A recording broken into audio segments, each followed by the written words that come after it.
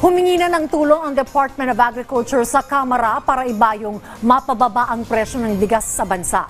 Mungkahi ng DA, ibalik sa kanila ang kapangyarihan ng NFA na bumili at magbenta sa merkado. Si Mel Alasmora sa report.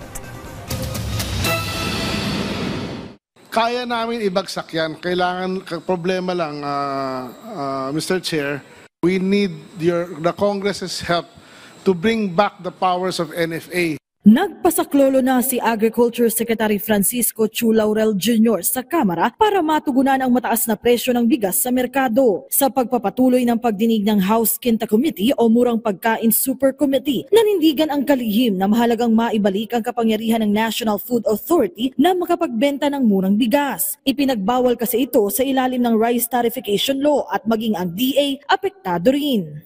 Sa ngayon, ang nangyayari sa amin ay para kaming lumalaban ng isang kamay namin ay nakatali sa likod. Kung may babalik sana ang kapangyarihan nito ng NFA at authority ng DA, at with the authority ng DA Secretary, mas magiging epektibo ang DA sa pagsupil sa pang-aabuso ng mga rice traders at mas maiimpluwensyahan natin ang presyo ng bigas.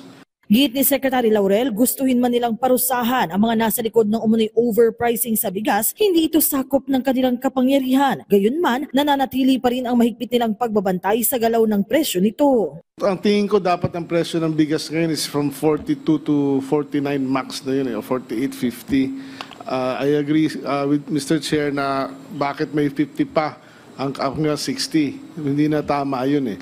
Unfortunately, wala kaming powers to catch anybody sa merkado dahil wala kaming enforcement for that, Mr. Chair. Sa ngayon, bilang tugon sa sitwasyon, iginit ng DA na may iba't ibang inisyatibo na sila para mabigyan ng mas murang bigas ang publiko. Sakto para sa nalalapit na Pasko, inaasahang mas mapalalawak din anya ang kanilang Rice for All program. As of the moment, Mr. Chair, meron na tayong 48 stores na nagbebenta ng 40 peso rice. Ang target namin by mid-January, by end of this year, in the next few weeks, 170 na yung target natin. By mid-January, 300 outlets na ang target natin sa loob mismo ng palengke.